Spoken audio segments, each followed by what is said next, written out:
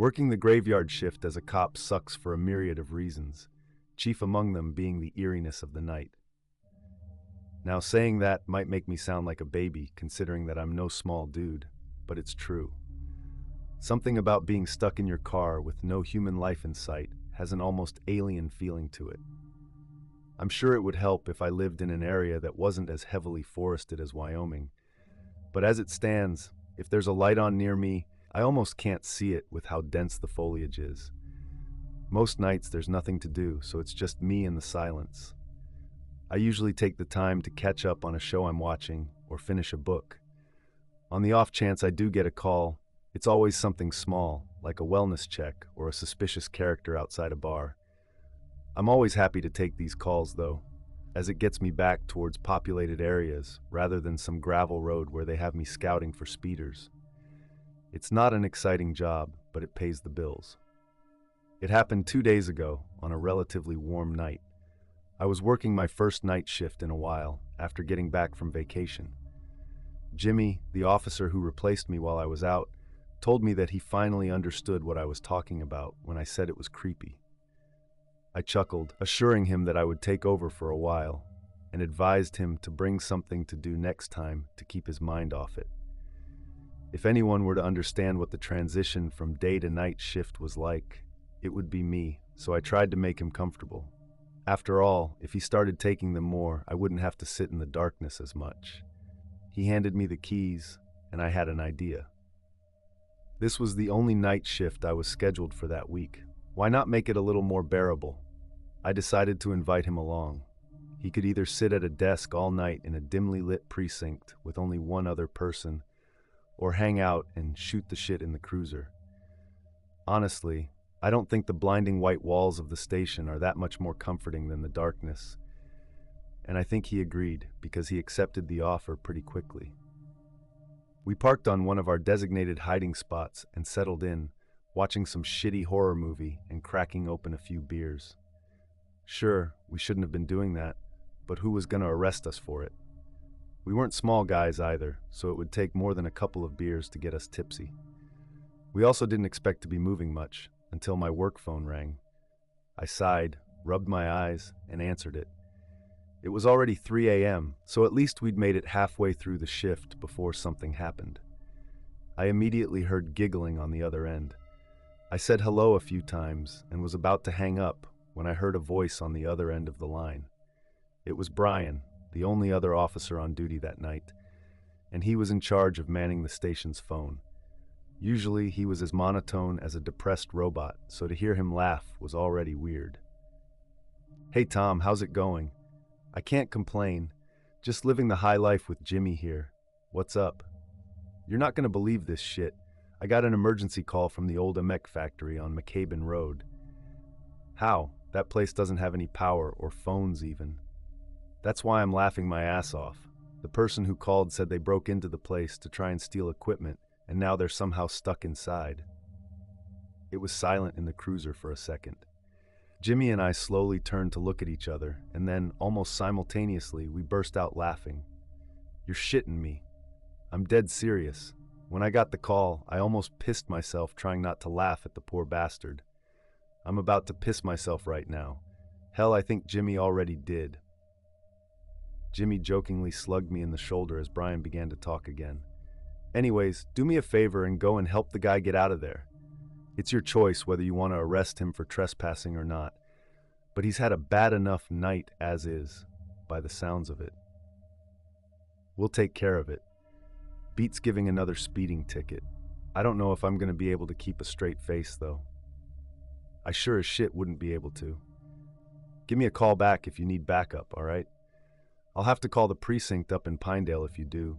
They have their parade this week, so I'm sure they've got a few guys to spare."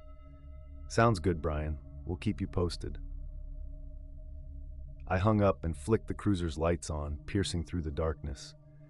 We peeled out onto the road, making sure not to hit any deer along the way. It was only about a 10-minute drive, but you never know. We pulled into the bramble-covered entrance to the building, and I got out of the car to undo the rusted chain blocking the road. The place had been abandoned for 10 years, after Amek moved its drilling operations up north and took half the town's population with them. Now, the place was just a drinking spot for local teens, and it showed, with the amount of graffiti sprayed along the sides. We got out of the cruiser, flicked our flashlights on, and started looking for an entrance. Jimmy was noticeably on edge, probably because he didn't know this place existed. He was relatively new to the area, and I'm pretty sure this was his first time having to get out of the car on the night shift, although I didn't ask. He went around the left side of the building, while I took the right, both of us looking for a rusted door or a busted window. I was peeling brambles off of my shorts when I heard Jimmy start yelling. I immediately hightailed it back towards the other side of the building, hand on my holster, preparing for the worst. Was this a trap? Maybe the dude we came here to find was some sicko looking to hurt us, or worse. I sprinted around the corner, shining my flashlight in front of me and expecting the worst. My flashlight illuminated Jimmy, who was doubled over laughing. I was confused and immediately asked if he was all right. He looked up at me with the widest grin I'd ever seen him sporting. "I totally got you." I was relieved that nothing actually happened, but was mostly annoyed that he did that to me. It was almost 4 in the morning, for God's sake, and we were on the tail of some idiot in the middle of an abandoned warehouse. For a second, I'd thought he was getting attacked and would be lying in a bloody heap by the time I got over to him. I think he saw that I was pissed, because his face immediately sank and he started to apologize, saying he was just trying to lighten the mood. I took a deep breath and smiled at him. I assured him that I'd get him back at some point, and to just focus on getting in for now. We found a broken window that we assumed he'd climbed in through, and shined our flashlights on the floor inside to make sure we weren't about to step on nails or something. As we climbed into the place, I radioed Brian and asked him to call a few other officers over to us, just in case something went wrong. After the shit Jimmy pulled, I was on edge that something bad would actually happen, so I figured it was better to be safe than sorry.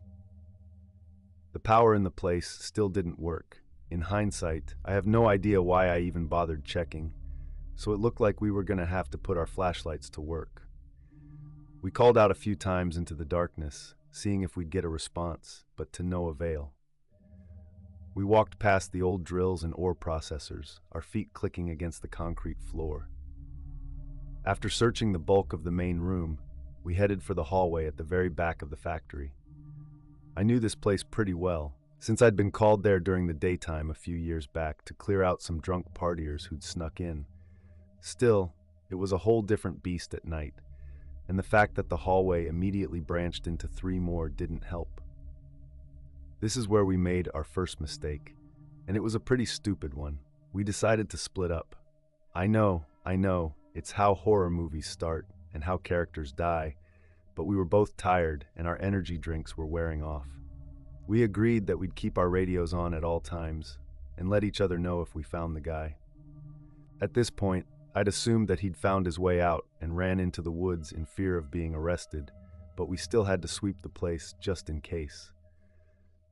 I wasn't planning on arresting the guy, as I figured that he'd had a bad enough night at that point, and the old equipment he was planning on taking wasn't of any use to anyone anymore, so I would have let him off with a warning. Now, though, I was starting to change my mind. I didn't want to have to search the entire back half of this place, especially given the fact that there were 3 floors worth of rooms here. It didn't help that the building was split into 2 sides that weren't connected, so if one of us found something, the other would have to walk all the way over to them. I was starting to understand why this place wasn't used anymore.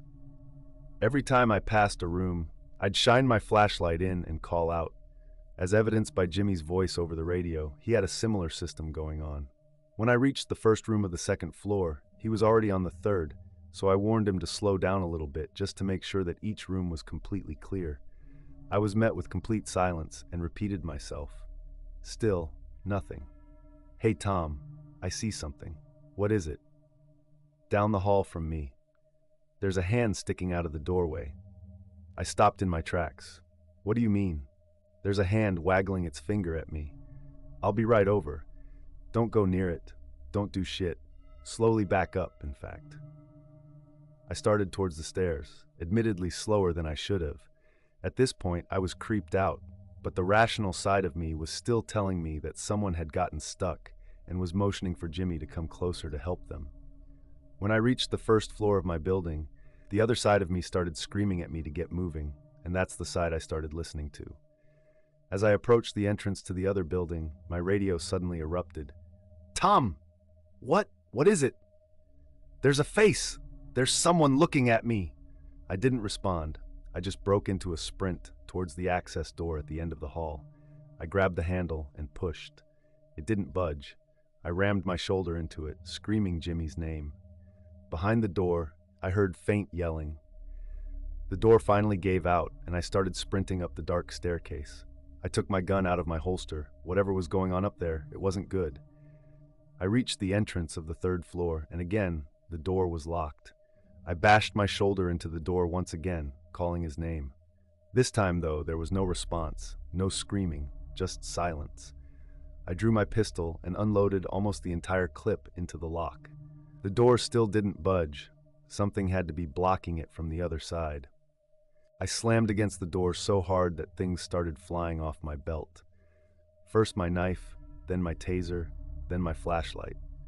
I stopped for a second to pick it up, but it just kept rolling until it hit the edge of the stairwell and fell down. I couldn't see shit anymore, but I didn't have time to go get it. The door was starting to push open, and I had to get through. I kicked it so hard, I thought I broke my ankle, but I didn't care. It finally caved in enough for me to slip through into the hallway. I once again called out Jimmy's name, and as my eyes adjusted to the darkness, I saw a light on at the end of the hallway. Not a flashlight, but a very dimly lit room. Standing in the doorway was a silhouette. It had to be him. I called out to him again, but didn't step closer. The silence was broken when the giggling started. It was faint enough that I couldn't tell if it was him, but it sounded like it. The giggling turned to laughter, and he started to move, but didn't leave the doorway. He was just moving in place, jerking from side to side. It looked like he was dancing. I lowered my gun and called out to him again. I knew what was happening. He was fucking with me. All of this was a setup to prank me again. I was royally pissed off and started screaming down the hallway. "Are you fucking kidding me? I thought someone was attacking you, dude. I fucking told you earlier to stop messing around, and now you nearly give me a heart attack by doing this shit. What the fuck is wrong with you?" I put my gun back in my belt and turned back towards the door. I'd had more than enough for one night. I'm going outside to wait for the backup to get here, and going with them back to our station. When you're ready to stop fucking around, take the car and don't talk to me for a week. This is seriously fucked up. I stormed out the broken door and picked up all of my stuff. I climbed back out through the window and stood in the darkness in front of the factory, waiting for backup to arrive. Luckily, they were well on their way already and got there about 5 minutes after I got outside. I hopped into the back seat of their cruiser and buckled myself in. "Whenever you're ready, you can drive me back to the station. It's 20 minutes down the main road." The officer behind the wheel turned to look at me, then turned back towards the wheel and pointed to the factory. "Don't you want to wait for your partner? It looks like he's at the window up there." I rolled the window down and looked outside. Sure enough, there was a faint light coming from one of the windows, what looked to be a flashlight beam, illuminating someone's silhouette. "He'll take our car back to the station. I'm pissed off at him right now, so he can take care of it." I slammed against the door so hard that things started flying off my belt. First my knife, then my taser, then my flashlight. I stopped for a second to pick it up, but it just kept rolling until it hit the edge of the stairwell and fell down. I couldn't see shit anymore, but I didn't have time to go get it. The door was starting to push open, and I had to get through. I kicked it so hard, I thought I broke my ankle, but I didn't care. It finally caved in enough for me to slip through into the hallway. I once again called out Jimmy's name, and as my eyes adjusted to the darkness, I saw a light on at the end of the hallway. Not a flashlight, but a very dimly lit room. Standing in the doorway was a silhouette. It had to be him. I called out to him again, but didn't step closer. The silence was broken when the giggling started. It was faint enough that I couldn't tell if it was him, but it sounded like it. The giggling turned to laughter, and he started to move, but didn't leave the doorway. He was just moving in place, jerking from side to side. It looked like he was dancing. I lowered my gun and called out to him again. I knew what was happening. He was fucking with me. All of this was a setup to prank me again. I was royally pissed off and started screaming down the hallway. "Are you fucking kidding me? I thought someone was attacking you, dude. I fucking told you earlier to stop messing around, and now you nearly give me a heart attack by doing this shit. What the fuck is wrong with you?" I put my gun back in my belt and turned back towards the door.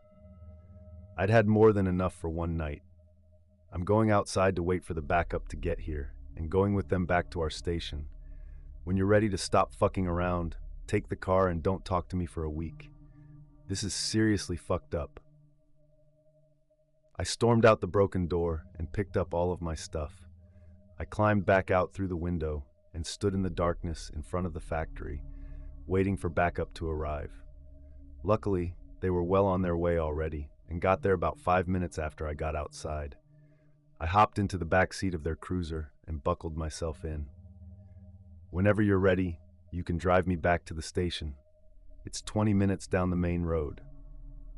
The officer behind the wheel turned to look at me, then turned back towards the wheel and pointed to the factory. "Don't you want to wait for your partner? It looks like he's at the window up there." I rolled the window down and looked outside.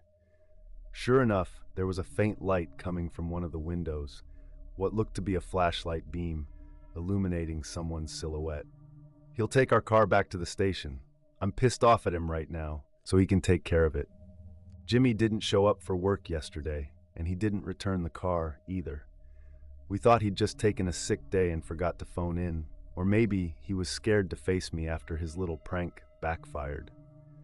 Everyone I told about it seemed to be on my side, and maybe he knew I'd tell people about it, so I thought he was afraid of corrective action. At least, that was my theory yesterday. He didn't show up today either, and everyone started to get a bit worried, even me. We sent a couple of officers out to the factory to see if he had left in the cruiser, or took an Uber home and left it there. Sure enough, it was parked in the same spot. When they saw this, they phoned me to come in to help search the area, just in case. It was my day off, so I was irritated, but I did hope he was okay, so I relented. We searched the entire factory and didn't find anything until we got to the third-floor hallway that we'd been on a few days ago. I got up the stairs last and found one officer vomiting in the corner of the stairwell and the other shielding his eyes in disgust. I pushed past them and walked into the hallway. The floor was stained with a trail of blood leading towards the end of the hall. There, hanging from the doorway, was Jimmy. He'd been absolutely mangled. His stomach was eviscerated, and his eyes and tongue were missing. Most notably, though, were his arms and legs. The veins had been almost completely ripped from them, and braided so tightly together that they formed makeshift ropes. Seeing this, I didn't immediately join the other officer in vomiting. I just stood there, completely stunned. That changed, though, when I walked into the room behind his body. Above him, attached to the doorway, was a makeshift pulley system, a system that his veins had been run through, almost like he was a puppet. A couple of years ago, I went on vacation with a couple of friends of mine. My friend Kelly came from a place called Chatterblinds up in New England. While her family had long since moved out, they kept a summer home in the area. Small town living in a place down by the coast, sign me up. There were 4 of us in total. Kelly, who arranged the whole thing, was a work friend of mine. Then there was Marie. I didn't know her very well, but she and Kelly went way back, to the point where they could probably finish each other's sentences. Finally, there was Annie. I didn't know her all that well, but I'd seen her around the office a couple of times. Apparently she was related to Marie somehow, but I hadn't bothered to ask how. So on a late Thursday afternoon, we headed for a New England Labor Day weekend. Chatterblinds is a peculiar town, just past Brunswick. The place is along the coast and houses, at most, a couple of hundred people. Most of it looks sort of frozen in the 1970s. and you can tell by the sun-beaten signs that not a lot has changed since then. We made our way to the old summer home at the edge of town. It was the kind of place where you needed firewood to keep warm in the winter, and where your water might suddenly run out. There was a well on the property. Electricity was spotty at best, and there was a massive wasp nest hanging from the southwestern corner of the roof. Still, it was exactly what we bargained for. Cheap country living. Our stay there took some time getting used to, but by Friday night we were having a blast. We took a rowboat out to a sauna on a small island and had margaritas. We spent Saturday touring the town and having a bite to eat at the local pub. We met one of the local fishermen who offered to take us out on a trip on Sunday, which we all heartily agreed to. Subsequently, Sunday turned out great. Sure, we had to get up early, but we were feasting on freshly smoked lobster by the end of the day. We were having a bit of trouble, though. There were a couple of locals who weren't all enthused about a bunch of metropolitan women coming to see their town, so we had to endure more than a handful of nasty comments. They were just stupid kids, but it was definitely the worst part of the trip. There was this one blonde kid with a white shirt that just refused to stop smirking at us. His baby sister, aged 10 or 12, didn't seem all too enthused either. When Sunday rolled around, we were ready to go home. Before we did, Kelly decided to give us a final tour. Marie remarked on something peculiar, that there was no church in town. "Towns like this always got a church," she commented. "It's just strange is all." "It's the bedrock," Kelly commented. "Most of the town is built on solid bedrock. So just build a church on the bedrock. Can't have a graveyard built on bedrock," Kelly shrugged. "Most folks who died back in the day were shipped off to either Brunswick or Wiscasset." Kelly stopped for a moment, considering something. Checking her phone, she nodded. "We got time," she smiled. "You gotta see this one last thing, the casket cellar." She took us to the north side of town. We followed a dirt road into the woods, where there was this bulging dirt mound. Not just like a pile, but like a small structure. It was clearly man-made, but hadn't been used in decades. It was covered in wildflowers in this perfect circle, like a place of worship. There was a solid oak door in the middle of it. The road was severely overgrown with weeds and fallen trees, showing just how few people went out of their way to see this place. A couple of rusted-out logging machines lay to the side. Just looking at them made me feel like I needed a tetanus shot. "This is one of few patches of land around that isn't just solid rock," Kelly said. It was too small to build a graveyard, but they figured they could make a kind of storage. "A storage for what?" Annie squinted at her. "For a while it was logging stuff, but back in the day it was dead folks, like a temporary thing before the bodies were shipped off north." "So it's like a cooler, a cellar," said Marie. "Yeah," Kelly nodded. "People don't use it anymore, but it's sort of a morbid local curio." We all fell silent for a moment. Kelly turned to me with the biggest grin. "Want to check it out?" Of course we wanted to see it. We were four women in our mid-30s, hopped up on true crime podcasts and Stephen King novels. This was the sort of thing that gave me the goosebumps. I'd never heard of anything like it. A body cellar? Sick. The door took some convincing to open, but we managed to squeeze through. The air was damp and cool, much colder than expected. Using our phones as flashlights, we walked down a narrow set of stone steps, deeper into the ground. The cellar was about 9 by 9 feet, and we had to crouch not to hit our heads on the ceiling at times. The ground was solid bedrock, but the walls were a combination of propped-up planks and deep dirt holes. They reminded me of the wasp nest back at the house, where you could see these deep chambers built into it. It was the same here, about a dozen holes in the wall, going deep into the dirt. Of course, there was nothing there. The place hadn't been used for decades, maybe even a century. There was some kind of opening somewhere, as I could feel a puff of cold air going through the room, but I couldn't see any ventilation or opening. To add to the ambience, Kelly decided to light an oil lamp she found in the corner. We were a bit skeptical, but it seemed to work well enough. She hung it on a hook in the middle of the room. The light flickered a little as we turned off our flashlights and looked around the room. There were these small notches in every hole where caskets were once slid in. There were tools along the left-hand wall. Things like hooks to drag the bodies out, hammers and rusted nails to fix broken casket lids, masks to shield workers from swarms of flies. Every item told a story, and once you put it all together, it painted a grim picture. This place had been something real and sorrowful. This wasn't a tourist attraction. It was a remnant of a grim reality. This was a place of necessity, not curiosity. I felt a little bad about it and suggested we leave. Marie and Kelly wanted to take a couple of pictures, so they asked me to help. They sat down by the edge of one of the holes and pretended to look scared. I took a couple of photos while Marie giggled about having a new Tinder pic. I wasn't amused. It was too morbid. That cellar was uncomfortable. We turned to leave, hurrying up the stairs. Annie was first. As she reached the door and pushed on it, she stopped. She pushed again and again. "It's stuck," she said. Hold on." She tried a couple more times but couldn't get it to budge. She switched places with Kelly, who was the more athletically gifted of us. Kelly gave it a proper shoulder push, but the door didn't move an inch. She gave it another push, a kick, and an impressive effort, but it didn't move. Then I heard something. Giggling. It was those goddamned kids. They'd locked us in and put something against the door. Annie yelled at them to let us out, or we'd press charges.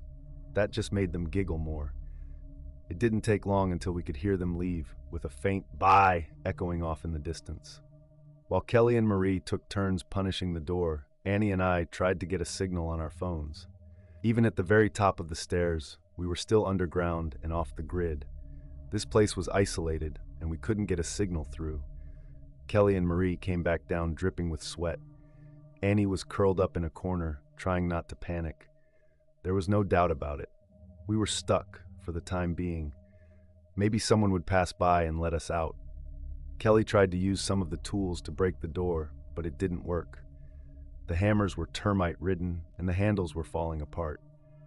There was a saw, but the blade was rusted straight through. There were hooks for dragging out caskets, but these were useless when it came to breaking doors or hinges. We were stuck down there for a couple of hours. Things were getting dark outside, and we could feel a wind growing colder. Annie was having some sort of panic attack and had resorted to desperately pounding on the door, screaming for help. The rhythmic thumping and yelling were boring into my brain, to the point where I could still hear it in the quiet moments where she stopped. Kelly had run her phone battery dry trying to find a spot with a signal. Marie had just fully given up and collapsed against the wall, taking a stress-induced nap. The oil lamp was still burning strong. Kelly had tried to set the door on fire, but it just wouldn't catch on. The air was too damp, and it only resulted in smoke blowing down into the cellar. It seemed that no matter how hard we tried, we couldn't MacGyver ourselves out of this one anytime soon. It was getting annoying since we all had work in the morning, and we'd have to drive late into the night to make it back on time at this rate. Inevitably, we turned on one another, blaming each other for provoking the locals, for not keeping the door open, for going there in the first place. Annie went on a long rant about how we all could have gone to Aruba instead, where she had a half-sister who ran a bar. Marie had fully checked out at that point, turning from napping to silently weeping. There was no way we'd be left there for long. If the kids had found us, others would too. We just have to make sure we're heard, I said. That's all we can do. We took turns pounding on the door, calling out for help. Even Marie joined in, although not as energetically as the rest of us. We rationed our water bottles, sharing what little we had between us. It went on and on for hours, banging on the door, call for help, banging on the door, call for help, over and over and over. We were lucky that cellar was empty, or that kind of brain-dead monotony would be annoying enough to wake the dead. It got colder a lot quicker as the sun set. There'd already been an overcast during the day, so we figured it wouldn't be long until it started to rain. Maybe someone would come looking for us in the morning. The four of us not showing up for work ought to raise a few eyebrows. We huddled together for warmth, watching the light of the oil lamp flicker back and forth. There was a cold chill reaching us, pulling me back from the brink of an exhausted sleep over and over. It must have been close to midnight when I looked up to see Annie standing in the middle of the room, staring down the holes in the wall. She was breathing heavy, as if trying to psych herself up. I squinted at her, trying to get the sleep out of my eyes. "What are you doing?" I whispered, as to not wake the others. "I heard something," she said. "In there." She pointed straight into one of the hole. As she did, an icy wind swept through the cellar, swirling the dirt around and stinging my nose. Marie shuddered in her sleep. "I'm gonna look," said Annie. "Real quick." I got up and stood behind her. She crawled into the hole face first. She could barely move, but I promised to pull her out by her feet if I had to. As she got to the back of the hole, I couldn't see anything but her shoes sticking out. "Anything?" I asked. "No," she sighed. "I think it's just some." She stopped. Another wind passed through the room, this time a little stronger. The oil lamp swayed and fell off the hook, falling to the ground with a clunk. The flame went out as Marie and Kelly sprung awake. For a moment, everything went deathly quiet. I felt this strange sensation in my chest, something tightening over my ribs like my blood constricting, something poking my heart to provoke it into racing. "Annie?" I whispered. "Nothing." I picked the lamp up, lit it, and hung it back up. I could see her feet dangling at the edge of the hole, not moving an inch. Then she moved, a sudden lurch, her legs motionless, moving further down the hole, as if something was dragging her in by the head. I grabbed her foot and felt a tug on the other end, a sudden pull, and her shoe came off. The hole went deeper than we thought. A lot deeper. Marie and Kelly panicked. Marie rushed up the stairs and resumed banging on the door while Kelly battled against her instincts to follow Annie into the hole. She poked her head in to look, but couldn't bring herself to go further, instead pulling at her own hair in frustration. I didn't even notice how I'd stumbled backwards toward the opposite end of the room, flattening myself against the wall. It was subconscious. As Marie and Kelly panicked, running back and forth, all I could do was to look at Annie's shoe. It still lay there at the edge of the hole. The same hole we'd used for a nice profile picture earlier in the day. A stray thought hit me. I still had some battery left on my phone. Not much, but a little. As the screams for help faded into screams for Annie, I fumbled through my photo album. I didn't even notice how much my fingers were shaking until I had to precision tap which image to view, where I picked the wrong one at least 3 times. Finally, I brought up the picture of Kelly and Marie, standing in front of that hole. The flash had gone off, giving them a bit of an eerie glow, but it also allowed me to see straight into the hole behind them. There were these 10 white spots in the dirt, laid out in a sort of crescent semicircle. They were too dull to be eyes or glass. They weren't really reflective. My mind wandered as I pondered the possibilities. My eyes blurred, looking away from the screen and down onto my dirty hands, my pale thumbs holding the device in a cramp. Looking back at the picture, I couldn't help but to see a similarity. 2 sets of 5, deep in the dirt. Fingers. I took down the oil lamp and carefully moved up to the hole. Kelly and Marie joined me. We looked inside only to see that the back end of the wall was gone. Instead, it was just this hole going deeper into the dirt at a slight tilt. This wasn't just an abandoned cellar. It was something's nest. We all stopped to listen. Further in, almost as if coming from below our feet, we could hear a sound travel. The faint noise of fabric being torn, the pop of buttons coming off, and zippers being torn open, the shuffling of hair, then a sickening crunch, the breaking of bones. We backed away.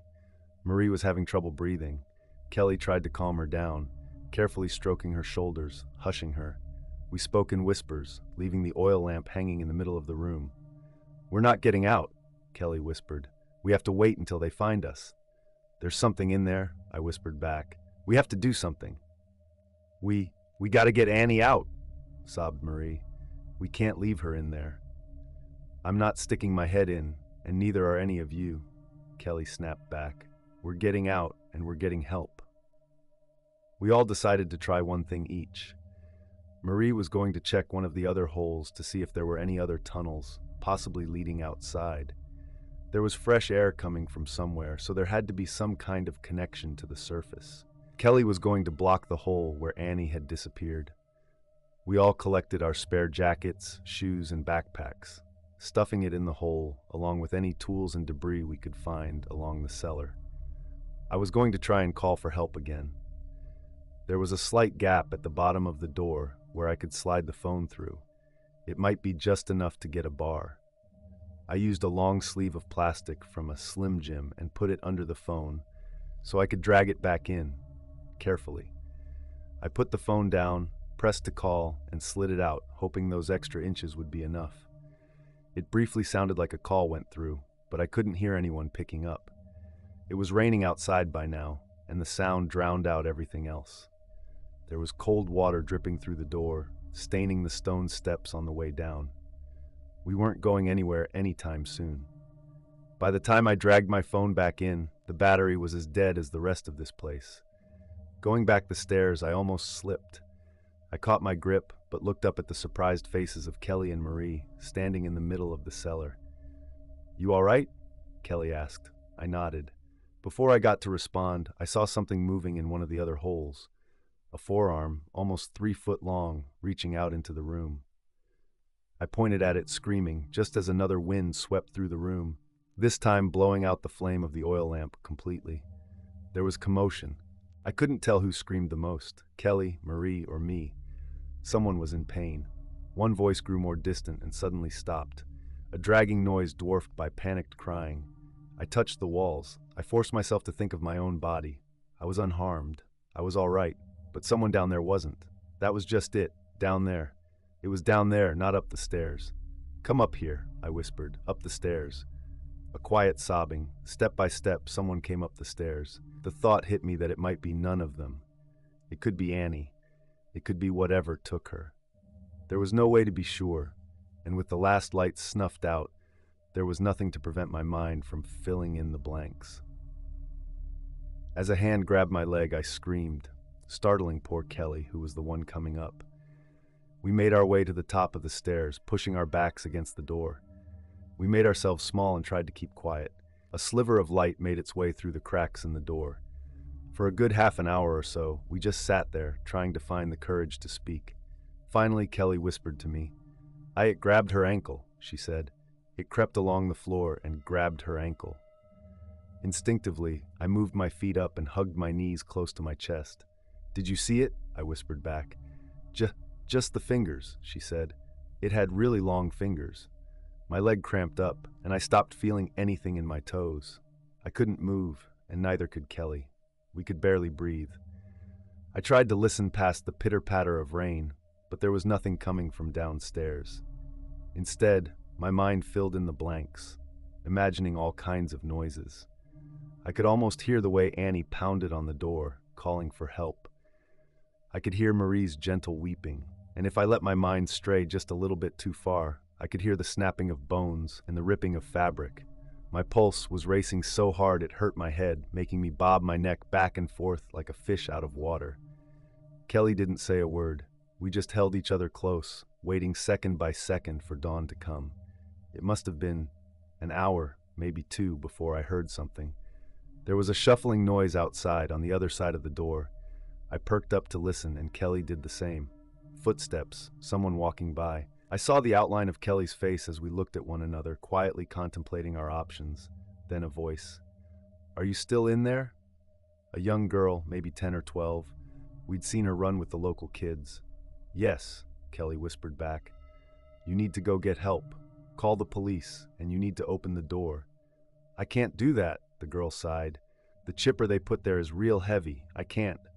"Then you need to go get help," Kelly roared. "Right now!" The girl took off immediately. For what purpose, we couldn't tell. Maybe she was going to get help. Maybe she got scared off. We didn't know. Either way, she was gone. And shortly after, there was a sound coming from downstairs. A chill wind blowing through the cellar, carrying a strange, musty scent. We tensed up. I held my breath.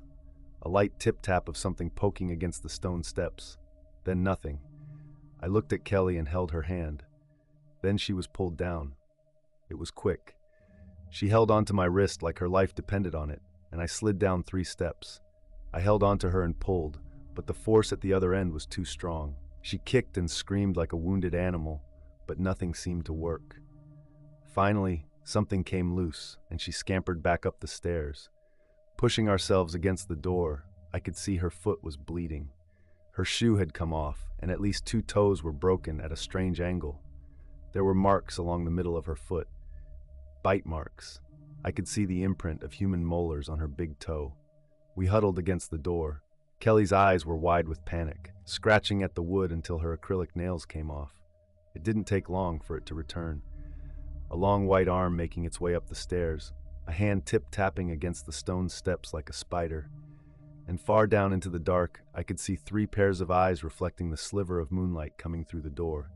6 eyes, parted into sets of 2. We threw our shoes, we kicked, we screamed. It retreated, only to try again and again and again. As soon as there was a moment of quiet, it came back, poking and prodding at our readiness. In a moment of silence, Kelly and I just held one another. I eventually came to realize that there was a new sound coming from downstairs. It'd been there for some time, but we'd been too busy to notice it. A low rhythmic hum, like a deep cackle. A laugh. It had stopped playing with us. Seconds later, 2 arms shot out of the dark. One grabbing me by the hair, the other grabbing Kelly by the throat. We were immediately pulled down step by step by step. Within seconds, I could feel the floor as we reached the cellar. My hands fumbled for something to grab, only to feel the glass shards of the now broken oil lamp next to me. Grabbing the largest shard I could, I let it sink into my palm as I stabbed what had grabbed me over and over and over. The moment it let go, I dove for Kelly. I drove the shard into the pale white arm grabbing her, forcing it to let go. A dark blue kind of blood, thicker than jelly, pooled around the edge of the shard as both arms sunk back into the holes. Kelly was barely breathing, struggling to get air past her neck.